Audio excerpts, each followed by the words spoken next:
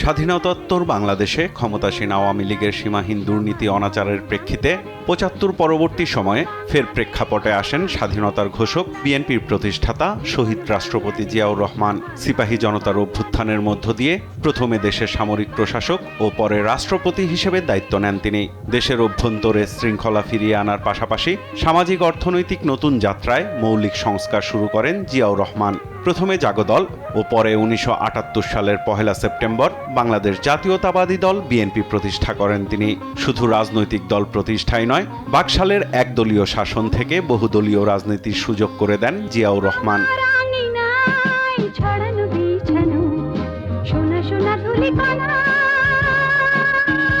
মাত্র ৩.৫ বছরের শাসনকালে দুর্ভিক্ষ পীড়িত দেশকে খাদ্যে স্বয়ংসম্পূর্ণ করে তোলেন বিএনপির প্রতিষ্ঠাতা। দেশজুড়ে খাল খননের মধ্য দিয়ে কৃষিতে আনেন বিপ্লব।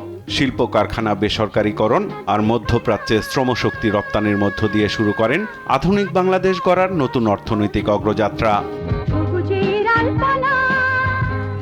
অল্প সময়ের শাসনে আধুনিক বাংলাদেশের রূপকার হিসেবে পরিচিতি পাওয়া জিয়াউর রহমানকে ১৯৮১ সালের ৩০ মে চট্টগ্রাম সার্কিট হাউসে হত্যা করে কিছু বিপদগামী সেনা সদস্য।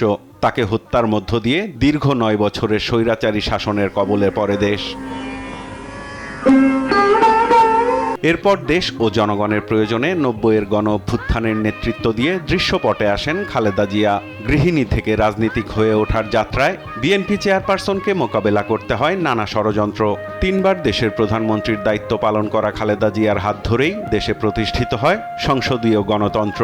রাষ্ট্র পরিচালনার সময় নারী শিক্ষার বিস্তার ও ক্ষমতায়নে রাখেন অসামান্য ভূমিকা। মুক্তিযোদ্ধাদের কল্যাণে গড়ে তোলেন মুক্তিযুদ্ধ বিষয়ক মন্ত্রণালয়। তার সময়ে প্রতিষ্ঠিত হয় তত্ত্বাবধায়ক সরকার ব্যবস্থা।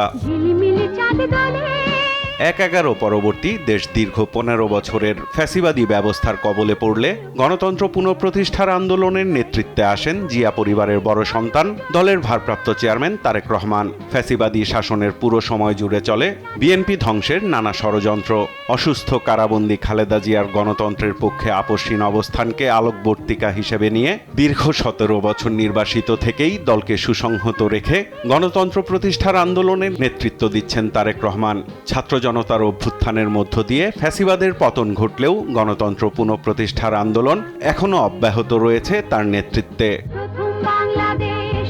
গোষ্ঠী স্বার্থ আর আধিপত্যবাদী শক্তি মোকাবেলা করে ৪৭ বছরে গণতন্ত্রের পক্ষে লড়াই আর রাষ্ট্র পরিচালনা কোনোটিই সহজ ছিল না বলে জানান বিএনপির নীতি নির্ধারকরা। ভারত তাদের নিজের স্বার্থ উদ্ধার করার জন্য বাংলাদেশের জনগণের স্বার্থকে জলাঞ্জলি দিয়েছে এবং তাদেরই লোকাল এজেন্ট হিসাবে আওয়ামী লীগ এবং আরও ২-১টি রাজনৈতিক দল জনগণের স্বার্থের বিরুদ্ধে, দেশের স্বার্থের বিরুদ্ধে পদক্ষেপ নিয়েছে। বাধা বিঘ্ন পেরিয়েই বিএনপিকে রাজনীতি করতে হচ্ছে এবং এই যে ভারতের কুটচালের কারণে শান্তিতে সরকার পরিচালনা করতে পারেনি। বিএনপি আমরা অনেক শক্ত দল, মানসিক দিক দিয়ে চ্যালেঞ্জ আসবে, মোকাবেলা করব, এর মধ্যে দেশকে এগিয়ে নিয়ে যাব, এটাই আমাদের মূল মন্ত্র। সামনের পথ চলায় গণতন্ত্রের পক্ষের শক্তির ঐক্য জরুরি বলেও মনে করেন বিএনপির শীর্ষ নেতারা। শক্তিগুলো ঐক্যবদ্ধভাবে। সাইফুল রিপন, দেশ টিভি, ঢাকা। বাহিরের তৎপরতাকে ধূলিসাৎ করবে।